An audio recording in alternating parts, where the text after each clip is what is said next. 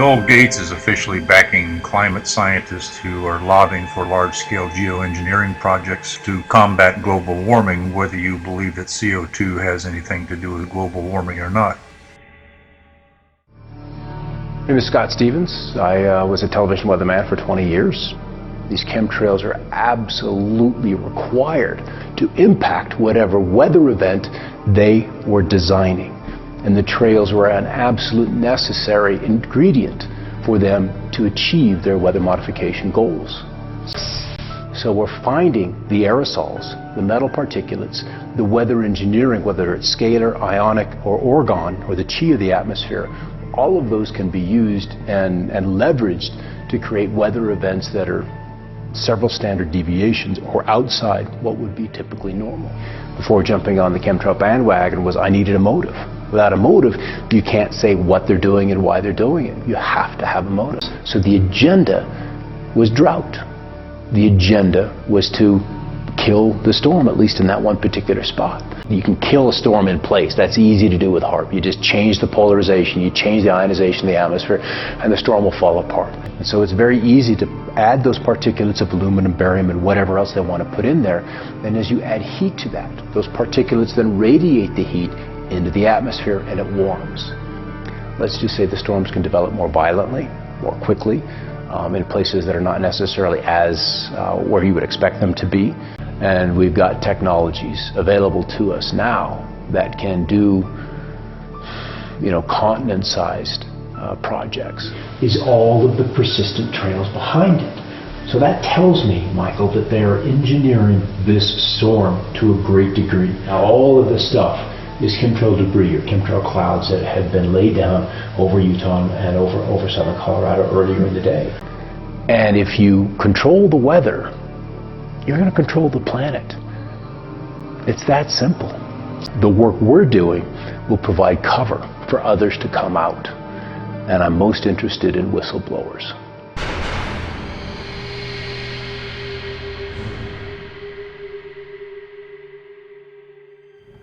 Hi, the subject of chemtrails keeps coming up, or at least it came up while I was beginning my research on weather modification.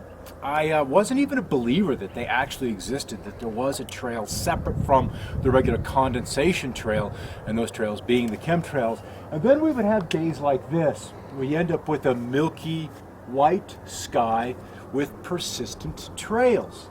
And this didn't happen just once in a while, but would happen fairly frequently.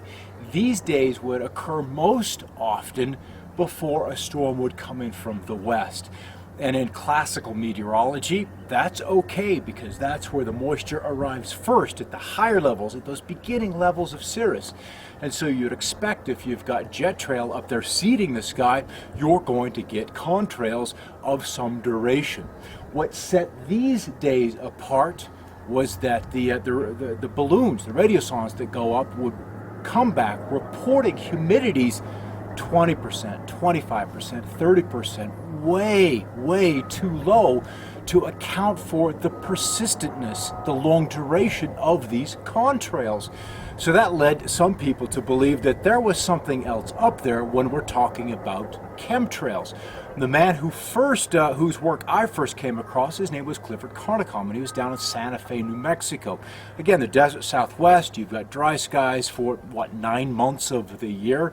Again, with interludes as storms would move through there in the winter and also during the summer monsoon season. But even in Idaho, where I first became aware of the chemtrail phenomena, the skies were generally good for 100 miles visibility. On days like this, as you can see, we could probably count a half a dozen trails where the plane has been there and has left a trail which has resulted in the sky becoming cloudy. And I promise you, if we go look at the Denver radiosonde or the Cheyenne one just up the road here, we'll find that the humidity is less than 40%. So these trails should have persisted for less than 1 minute and likely less than 10 seconds. Here's our discontinuities. That break right there, and along this trail, we see other breaks. Here,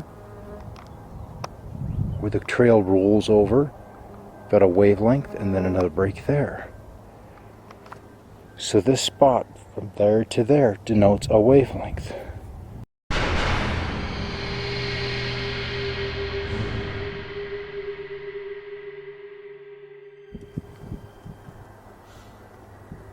For me to come in and get on board the chemtrail phenomena, that conspiracy that I was honestly a little uncomfortable in jumping aboard, I needed a motive. I needed to know why these planes were up in the sky. There was talk and lab reports that there were biologicals, that we were looking at heavy metals, that there was this whole chemical concoction that these planes were spraying, and that is a very different mixture than water. I don't mind breathing water vapor. This stuff might be a different story. And when we begin to see the opacity of the sky changing so profoundly, I needed to know why. So I did something, took a little money. I took some webcams. I bought some Logitech Orbit webcams, little $99 things, hooked them up to a little computer and pointed them at the sky and let them grab a picture every 5 seconds, and then at the end of the day would render a movie. And it took 4 months before I began to figure out what the planes were doing up there. If we look off to the southern sky, you can see a group of those trails all together. And my discovery was that these planes were up there outlining the sky so that the weather makers can apply their electromagnetic solution, their HAARP solutions, their solutions to change the weather. If you can add a particulate to the sky, you can apply heat to it. That heat is going to radiate or decay into the atmosphere. And if Lieutenant Colonel Bearden is right, and these beams are bidirectional, meaning you can drop energy into a zone or you could pull energy out of the zone, then I would find these trails in and around all significant weather events. We would find them around hurricanes. We would find them around tornado outbreaks. We would find them around snowstorms. We would find them over top of heat waves. So within any of the weather that is manipulated or modified by these weather makers, we would find trails. And as I continue to look into this chemtrail phenomena, many nations were observing, seeing these chemtrails overhead. Up here, just below the sun, we've got a patch of cloud that continues to brighten up. That area of cloudiness is growing. It has been outlined by chemtrails. So these chemtrails are acting as a targeting, an alignment mechanism. So from space, you can deposit energy at very specific layers in the atmosphere. The other thing they can do is that the trails act like a water or a drop of dye in moving water. Much like if you go into your doctor's office for an MRI, magnetic resonance imaging, they flush your system, your circulatory system, with barium so they can see how it works. It gives them a way to look inside your body. Barium is barium and aluminum are some of the primary components that we're seeing with these trails in the skies and these chemtrails. Again, this happens before and during major weather events.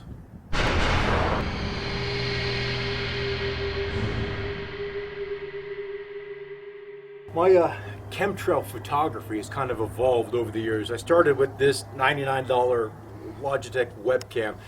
When I was seeing the chemtrails flying, the detail, the texture in the clouds just was not being picked up by these cameras. So I ended up going with a high definition Panasonic, and this is just a beautiful, beautiful camera. Lets me lock it in at infinity and pick up some of that beautiful texture that when you see these electromagnetic tools beginning to stimulate the atmosphere, whatever way they want to do, I was finally beginning to pick that up visually so I could share it with you. Something that surveillance of the sky has afforded me over these past 4 years is the ability to pick out which planes are commercial and which ones are not. For a long time, and there's still even this misconception on the web that the short trails planes are regular commercial craft. This is not so.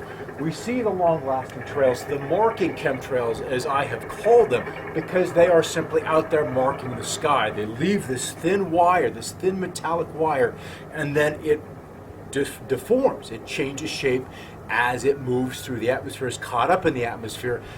They don't always, however, move with the clouds. I have seen on numerous occasions clouds, actually the chemtrails, moving through the clouds coherently. And this would not happen with the regular condensation trail.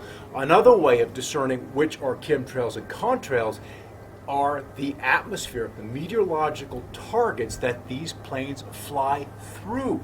You will see a deformed area in the trail off in the distance. We have the flat trail, it rolls, it dips and then rolls. These shorter trail planes will come along and mark precisely, with incredible precision, right where that trail breaks. Again, measuring where we have a discontinuity in the flow of the atmosphere. That's important. You won't get a United, an American, Southwest plane interested in the trails out ahead of them. These are chemtrail flights, and there are many, probably half of these weather modification flights leave no trail at all, making them very, very difficult, other than where they fly through the sky, to discern if they're commercial or a chemtrail flight.